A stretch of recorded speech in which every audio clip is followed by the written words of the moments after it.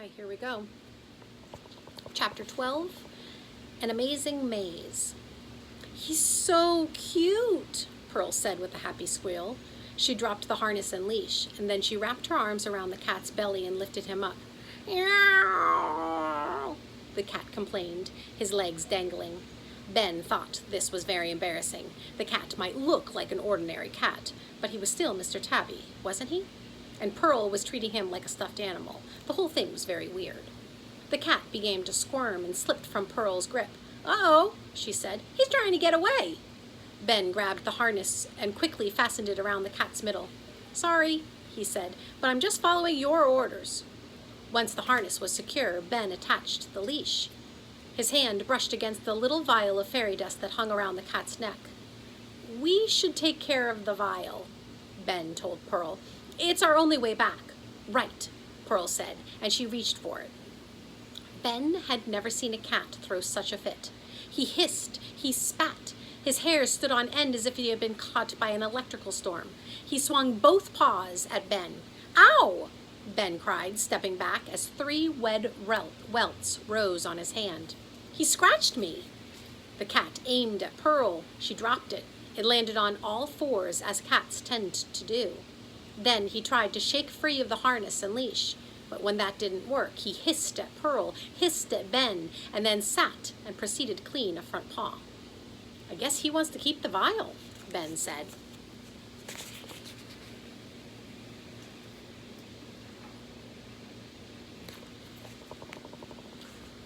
Wiping blood off of his palm. Ben had never been fond of cats. He lost his first hamster to his neighbor's cat, and his current hamster, Snooze, was under constant surveillance by Grandpa's Abe's cat. Ben had to keep his bedroom door closed at all times. What do we do now? Ben and Pearl looked around. The first time they landed in the imaginary world, they had been greeted by a parched desert. The second trip had brought them to a forest of tangled vines. Today, they found themselves on a narrow dirt path that was lined on each side by a row of hedges. But because this was the imaginary world, those were no ordinary hedges. They grew as tall as trees.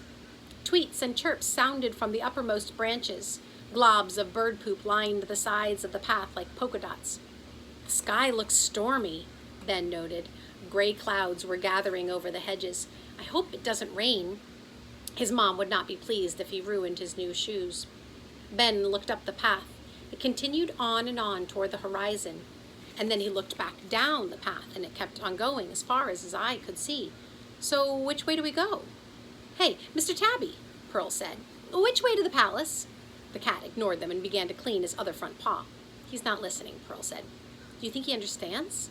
Do you think he's forgotten about Dr. Wu already?" Ben frowned. That would be a terrible turn of events. "Mr. Tabby, we need to get the feather, remember? Everyone's sick."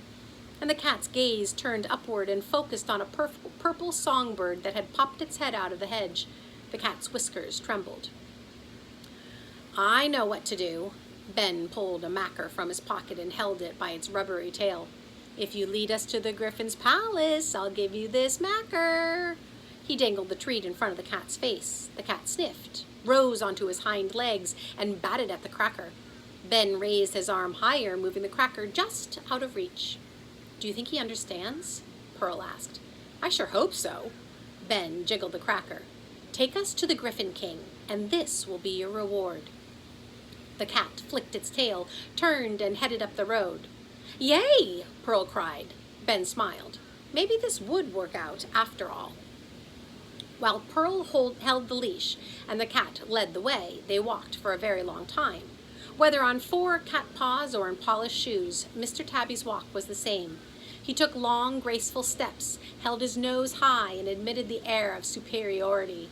He stopped occasionally to sniff on broken eggshells that lay here and there, some speckled, some striped. Some even glowed like neon lights. He darted after songbirds as they flew too low. "Cat's instincts," Pearl whispered.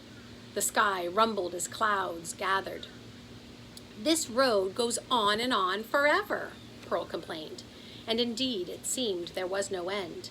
Where was this palace? Ben expected to see turrets rising from the distance, or a drawbridge and a moat. But there was nothing, just a dirt path and hedges. At least you don't have to walk in these shoes, he grumbled, his toes aching beneath the stiff black leather.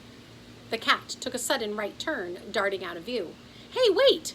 Pearl cried, and then she slipped after the cat. "Oh, cool! Come see this!" Ben followed, crawling through an opening in the hedge, and once he had reached the other side, he scrambled to his feet and stood next to Pearl. Stretched before them, the land sloped gently forward, offering a sweeping view of more hedges, growing in geometric patterns. "It's a maze," Pearl said excitedly. "I've never walked through one before. Have you?"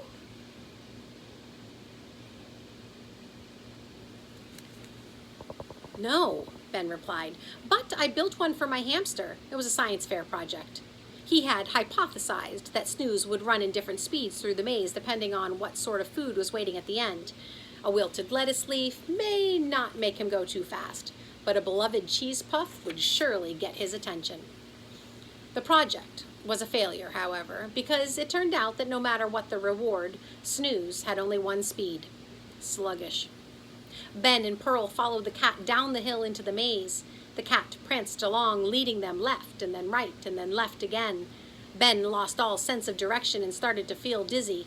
"We're going in circles?" he asked. Everything looked exactly the same. Green hedge walls, broken shells, and polka dot poop. And then something different caught his eye. "What's that?" A sign had been mounted on one of the hedge walls. "Wanted, dangerous human poacher. Arrest immediately, by orders of His Majesty, the King."